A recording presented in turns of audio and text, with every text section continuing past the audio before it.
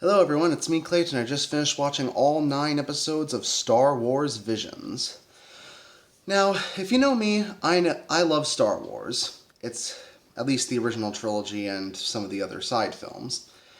It's got an interesting universe, it's got tons of amazing action, it's got lovable characters, it's absolutely wonderful in most cases. And I also love anime, and a lot of people do as well. It's got tons of different stories it can tell, it's got a lot of talented people working in the industry. It can make some moments that can transcend boundaries between the American and Japanese audiences. It's also absolutely wonderful. So combining Star Wars and anime together seemed like a no-brainer. And when it comes to several talented anime studios like Kamikaze Doga, Science Saru, Kinema Citrus, and Production IG producing these 9 shorts, it was practically meant to be a success. Now, the series doesn't really have an overarching plot to it. It's more just 9 stories in an anthology format that's similar, you could say, to the Animatrix, which was released alongside the Matrix films and actually expanded upon that universe more. In that sense, you can think of Star Wars Visions as like the appendix of the Star Wars universe, giving us more information on parts of the universe they haven't shown us yet, and giving us more stories in a universe we can't seem to get enough of. And in that respect, I think it actually works out brilliantly. Though it usually depends on the shorts you're watching. For example, there are 2 shorts in particular, The Twins and The Elder, that are both done by Studio Trigger, where one of them is a fast-paced, action-packed adventure that ends with a fight that could be seen in something like Darling in the Franxx or Kill la Kill, which are both Studio Trigger works. And The Elder is kind of slower, less really impressive visually, and honestly a bit muddled in its story. So, yeah, even stories done by the same studio don't have the same amount of oomph to them, so to speak.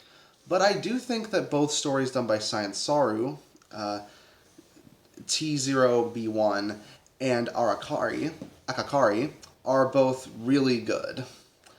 Especially considering that Science Saru also did Keep Your Hands Off Eizouken, which was one of my favorite anime last year. So this definitely happens to work out in a similar way to that one. It just shows the boundless creativity that Science Saru has, especially considering that the TOB1 story is basically Astro Boy if he wanted to be a Jedi, and it's just as fun and just as inventive as you'd think that would be. And Akakari is honestly the most tragic out of all the stories, and honestly feels like it's a rather dark place to end on, considering it's the last short in the collection. Plus, there's also a bunch of other shorts that I like in other ways.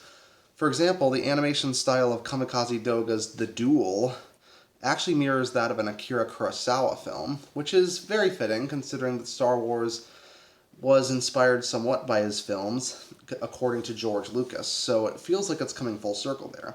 Not to mention the CGI by Kamikaze Doga is just amazing here. It honestly looks so good that I honestly didn't even know it was CG at first. I had to remind myself this was the same studio that did those 3D JoJo openings. And even Geno Studio manages to pull off a really impressive short with Lop and Ocho about 2 sisters, well, adopted sisters, you could say, who get to choose between protecting their homeland or supplying it for the future and allying with the Jedi and Sith. And they happen to squeeze so many emotions and so many heart-pounding sequences into just 20 minutes that it's insane. That's just the thing that makes these shorts work.